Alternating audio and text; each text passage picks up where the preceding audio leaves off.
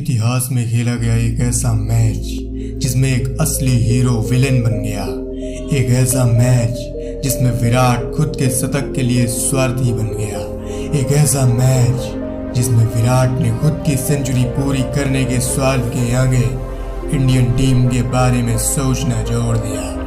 World cup 2023 का एक ऐसा शर्मनाक किस्सा जिसे विराट फैंस कभी सुन नहीं पाएंगे, क्योंकि अपने एक पर्सनल माइलस्टोन के चक्कर में विराट ने भरे बाजार में अपनी इज्जत बेच डाली थी। चारों तरफ विराट को रिकॉर्ड्स का मोहताज बताते हुए लोगों ने स्टैट पैडलर का टैग दे डाला था। शानदार शतक जड़कर भारतीय टीम को विजयी रथ पर इज्जत की कुर्सी में बैठाने के बावजूद आज एक बंदे को इतना क्रिटिसिज्म झेलना पड़ा मानो उसने टीम इंडिया को जीत नहीं, शर्मनाक हार का स्वाद चखाया हो।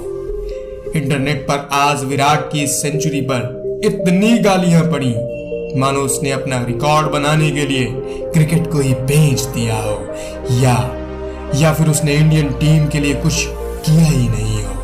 नमस्कार दोस्तों, पाकिस्तान को करारी शिकस्त देने के बाद अब बारी थी बांग्लादेश को नागिन डांस कराने की। वही बांग्लादेश जो हमारे दिलों में 2007 विश्व कप में गहरे घाव बना गई थी। वही बांग्लादेश जिसने 2007 वर्ल्ड कप के बाद हमारे खिलाफ नजर उठाकर देखने की हिम्मत जुटाने लग रही थी। जंग जबरदस्त होने वाली थी, क्योंकि इस बार भारतीय टीम रिदम में थी। विराट का खौफनाक रूप तो वहीं रोहित की तेज रफ्तार वाली गाड़ी के नीचे बांग्लादेश इज्जत की भीख रूपी जंग में खुद को बचाने में जुटने लग रही थी।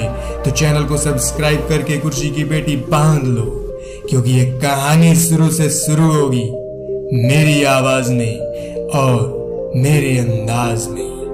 खैर, भारतीय टीम ने शुरुआती तीनों मैचेस जीतकर अपने घर वालों को मैसेज दे दिया था कि भाइयों, इस बार वर्ल्ड कप हमारा है।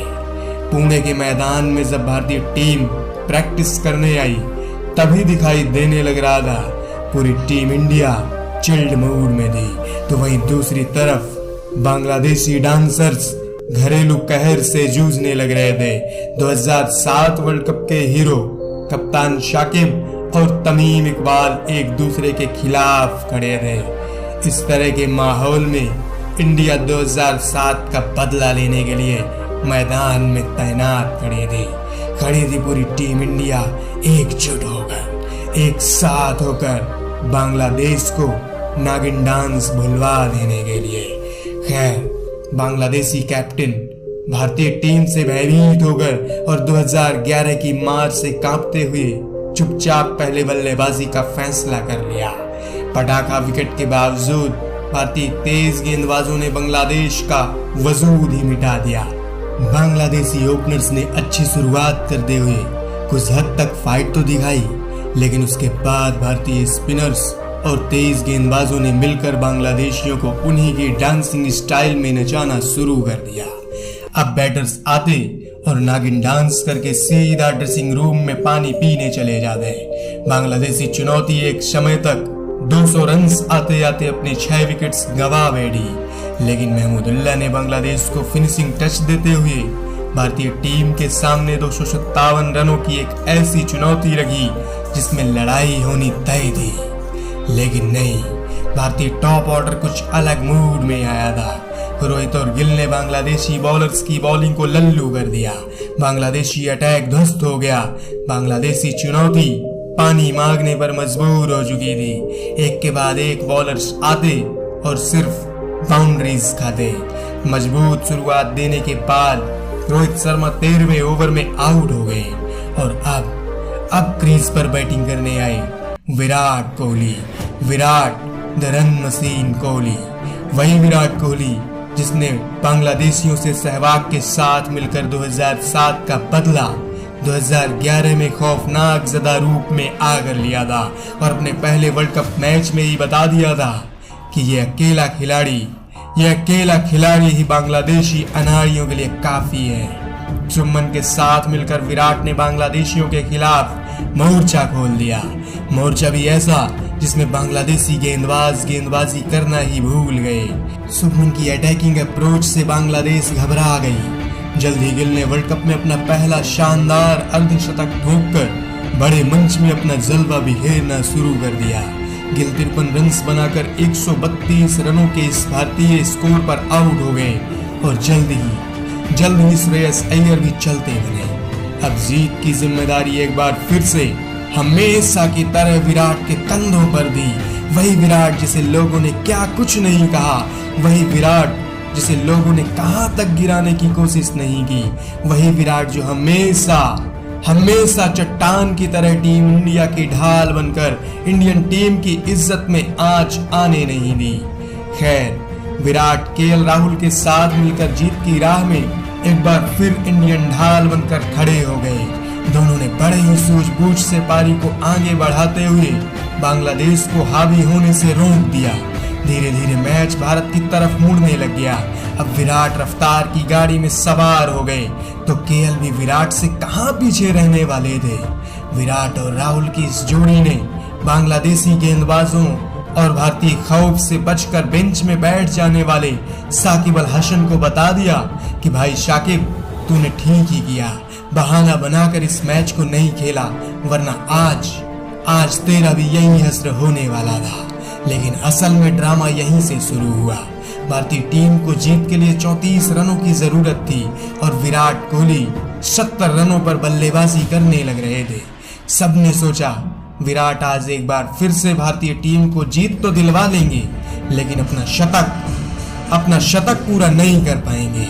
लेकिन नहीं, विराट अगले ओवर में 3 सिंगल्स लेकर 73 रन्स तक जा पहुंचे। अब भारत को जीतने के लिए 28 रनों की जरूरत थी। अगले ओवर में केएल ने एक बार फिर से विराट को स्ट्राइक पर लाकर उनकी सेंचुरी पूरी करने में पूरी मदद की।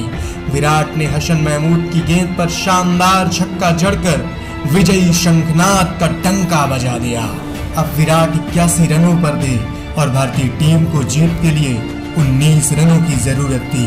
मींस विराट अपने शतक से 19 रन से ही दूर थे और भारतीय टीम भी अपने लक्ष्य से सिर्फ 19 रन से ही दूर थी। फिर क्या था, विराट ने पहली गेंद पर जोरदार शॉट मारा, लेकिन राहुल ने सिंगल लेने से मना कर दिया। राहुल भी चाहते थे, इतना बड़ा खिलाड़ी वर्ल्ड कप में सेंचुरी तो डिजर्व करता है। विराट ने राहुल से कहा भी कि यह सही नहीं है, लेकिन केएल राहुल ने विराट को समझाया, नहीं विराट, हम आसानी से अपना मैच जीतने लग रहे हैं, इसलिए आप इस मैच को 2-3 गेंद एक्स्ट्रा लेकर आराम से फिनिश कर सकते हो। विराट ने अगले ओवर में नशूम की गेंद पर स्लॉग स्वीप में छक्का जड़ दिया। अब विराट 92 रनों पर थे और भारत को जीत के लिए 8 रन चाहिए थे। विराट ने पहली गेंद पर सिंगल नहीं लिया और यहीं से उनके हिटर्स कुत्तों की तरह विराट के पीछे पड़ गए। सबने विराट की पूरी पारी को भूलते हुए इस एक सिंगल ना लेने के विराट के इस फैसले को विराट की बुराई और ट्रोल करने का जरिया बना डाला। सबने विराट को स्वार्थी का टैग दे डाला। सबने विराट की इस मैच विनिंग पारी को स्वार्थ सिद्धि बताकर विराट की मेहनत में पानी फेर दिया।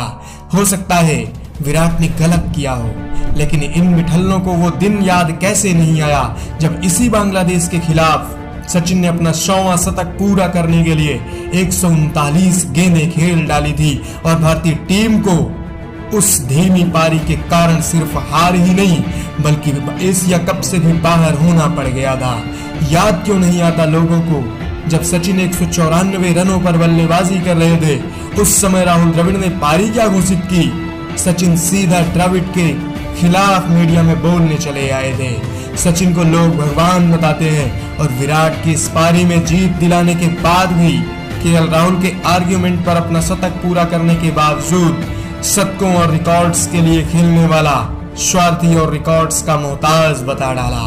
बहरहाल ये वही विराट था जिसने 254 रनों के निजी स्कोर पर 2 दिन बचे रहने के बावजूद इसलिए पारी घोषित कर दी थी कि मैच में बारिश की संभावना थी और विराट को सिर्फ जीत चाहिए थी, सिर्फ जीत। ये वही विराट था जिसने 49 रनों के स्कोर पर T20 वर्ल्ड कप में दिनेश कार्तिक को मैच खत्म करने के लिए कहा था, जबकि दिनेश ने विराट को कहा था अपना माइलस्टोन पूरा करने के लिए।